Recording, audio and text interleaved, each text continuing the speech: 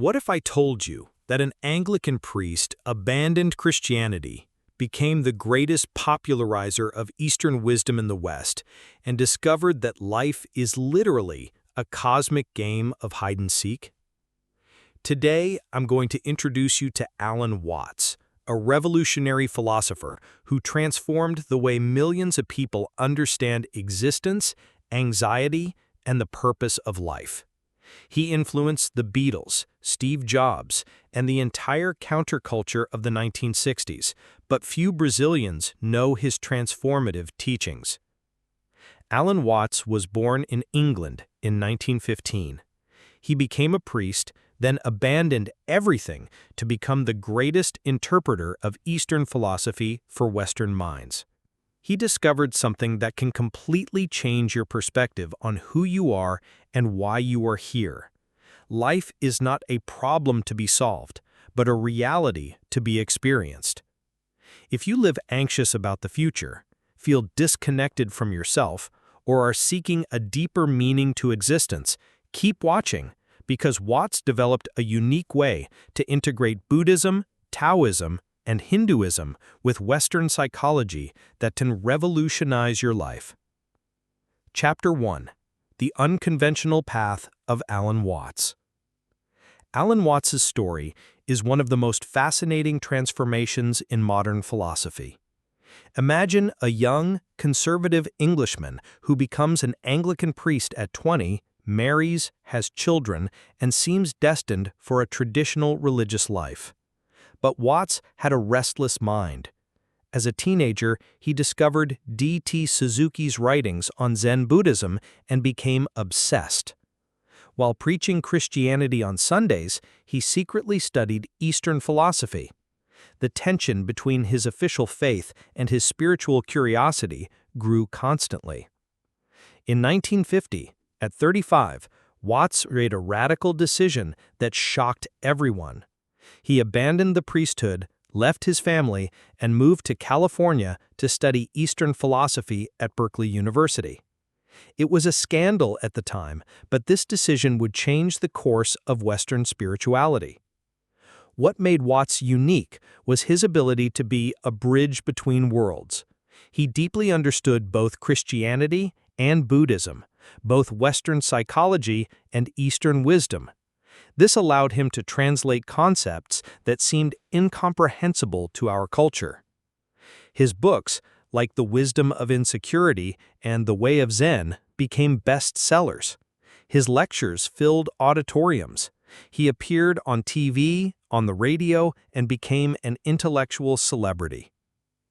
Chapter 2. The Illusion of Separation and the Cosmic Game, Leela. Now comes Watts' revolutionary discovery that can change your life. You are not a separate being struggling against a hostile universe. You are the universe experiencing itself subjectively. The illusion of separation. Watts discovered that the greatest human suffering comes from a fundamental illusion, the belief that we are separate, isolated entities competing for scarce resources in a random world. But this is just a perspective, not reality. Imagine the ocean. Each wave seems to be a separate entity. It rises, grows, breaks, disappears. But all waves are manifestations of the same water. You are like a wave, a unique manifestation of the same ocean of consciousness that is the universe. Watts fell in love with the Hindu concept of Leela, the idea that all existence is a cosmic game, not a competitive game where there are winners and losers, but a creative game, like a child playing alone. Why does the universe exist? Watts said, for the same reason you make music, not to get to the end of the music, but for the pleasure of playing. Life has no external purpose. It is the purpose. To exist is the point, not to arrive somewhere. Chapter 3. The Wisdom of Insecurity and the Power of Now. Here's something that goes against everything our culture teaches. Watts discovered that the search for security is precisely what makes us insecure. The more we try to control the future, the more anxious we become. The more we try to cling to the present, the more it slips away. True security comes from accepting the fundamental insecurity of existence. Everything changes, everything passes, nothing is permanent, and this is perfectly natural. When you stop fighting impermanence, you find a peace that is independent of circumstances. Watts had an obsession with the present moment. He said that the past is just memory, and the future is just imagination. All that truly exists is this moment, but not as a point in time, but as a timeless opening where life happens. Anxiety is always about the future. Depression is always about the past. Life is always now. When you truly understand this, the quality of your experience completely transforms. Chapter 4. Practical Techniques. Observation, Acceptance, Expanded Attention. So what? Now I'm going to teach you the specific techniques that Watts developed to apply this wisdom in practical life. He wasn't just a theorist. He created concrete methods to transform your everyday experience. 1.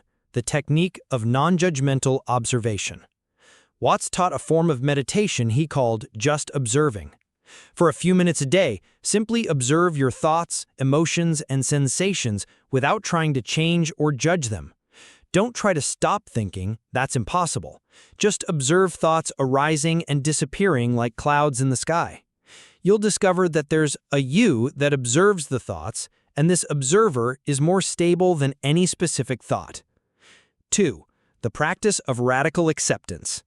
When something bothers you, instead of resisting, Watts suggested a different approach. Yes, this is happening. This is how life is manifesting right now. It's not passive resignation, it's intelligent alignment with reality. Resisting what is already happening is like trying to stop a river with your hands. You only get tired and frustrated. But when you accept what is, you gain energy to deal with the situation creatively. 3. The method of expanded attention. Our attention is usually like a spotlight. It focuses on one thing at a time. Watts taught to develop attention more like a floodlight, illuminating a broader field. Practice being simultaneously aware of your bodily sensations, breath, surrounding sounds, and thoughts. This takes you out of problem-solution mode and puts you into experience appreciation mode. 4. The so what technique. When you catch yourself worrying about something, Watts suggested asking, so what? What's the worst that can happen? We usually find that our fears are about things that aren't truly problematic. Going to get fired? So what? You'll find another job or discover a new direction. Going to be rejected? So what? You'll find someone more compatible. This technique isn't cynicism, it's perspective. Chapter 5. Practical Techniques. The Practice of Non-Effort, Wu Wei. 5. The practice of non-effort. From Taoism, Watts brought the concept of Wu Wei, action without forced effort. It's like swimming with the current instead of against it. You act, but without the tension of trying to force specific results. In practice, do your best, but hold the results lightly. Work with dedication, but without neurotic attachment to success. Love deeply, but without trying to control the other person. Chapter 6. Watts's influence on counterculture, the Beatles, and Steve Jobs. Here's something few know. Alan Watts was one of the main forces behind the consciousness revolution of the 1960s. He influenced the Beatles, Steve Jobs, and an entire generation that questioned traditional values. George Harrison was an obsessive reader of Watts. Concepts like all you need is love and here comes the sun directly echo Watts's teachings on the fundamental unity of existence. John Lennon cited Watts as a primary influence for Imagine. Steve Jobs studied Watts intensely and applied his principles to design. The simplicity of Apple products, the idea of thinking different, and the philosophy that technology should be intuitive, all this comes from Watts's teachings on naturalness and non-effort. He was the first to explain to young Westerners that they didn't need to travel to India to find spiritual wisdom. He showed that the insights of Buddhism and Taoism could be applied in modern urban life. Chapter 7. Watts's warnings, beyond escapism and commercialization. But Watts also warned against the dangers of the counterculture. He criticized the indiscriminate use of psychedelics, spiritual escapism, and the total rejection of rationality. For him, true wisdom integrated East and West, not rejecting one for the other. Watts was prophetic in his criticisms of the commercialization of spirituality. He warned that turning spiritual practices into consumer products destroyed their essence. He said that true spirituality cannot be bought, it can only be lived. Today, concepts popularized by Watts are everywhere: mindfulness, secular meditation, the idea that we are all connected. But few know that he was the first to translate these Eastern ideas into modern Western language. Chapter 8: Modern Applications, Relationships, Work, and Anxiety. Let's get to what truly matters: how to apply Watts's teachings in your life today, in an age of social media, constant anxiety, and pressure for productivity. 1. Conscious relationships. Watts taught that true love is appreciating the other person as they are, not as you would like them to be. Stop trying to fix people. Instead, practice what he called unconditional love, complete acceptance without agenda. This doesn't mean accepting destructive behaviors, but rather not trying to control the other person's essence. When you stop trying to change others, ironically, they feel freer to grow. 2. Work as play.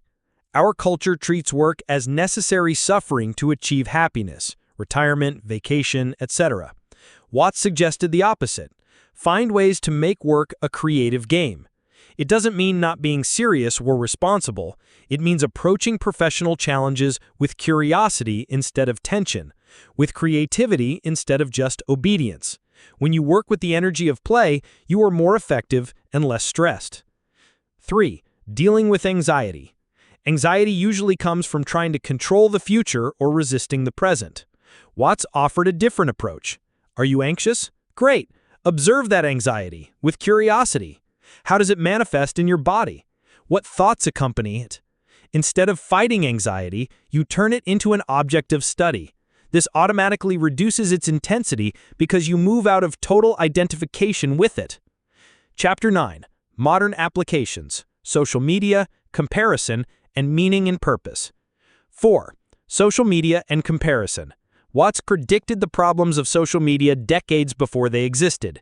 He warned against what he called the comparison game, measuring your interior by the exterior of others. Practice what he called celebration of uniqueness. Each person is a unique manifestation of the universe. Comparing yourself to others is like a rose trying to be a sunflower. It simply makes no sense. 5. Meaning and purpose. Our culture pressures us to find our purpose as if it were something fixed and external. Watts suggested that purpose is not something you find, but something you create moment by moment through your choices and attention. Your life already has meaning by the simple fact of existing. Additional purpose arises naturally when you are present and connected with your authentic nature. Chapter 10: Your True Self, Beyond the Problem and Project. His main message is radical for our time. You don't need to become someone different to be happy. You are already a perfect expression of the universe. The problem isn't that you are inadequate, it's that you have forgotten who you really are. While many gurus promote complex techniques or elaborate systems, Watts emphasized radical simplicity. He said, the truth is too simple to be believed. There's nothing to achieve, only something to remember. He also left us with an important warning.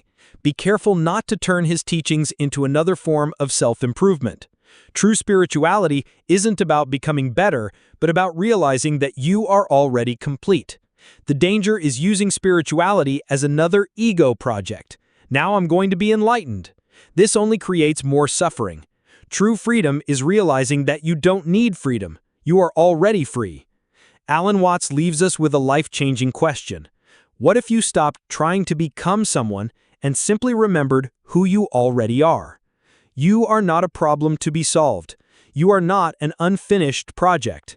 You are a unique and precious manifestation of the universe playing at being human. Chapter 11: Life as a Dance and the Rewards of the Path. Life is not a race to get somewhere. It's a dance to be enjoyed here and now. When you truly understand this, the quality of your experience transforms.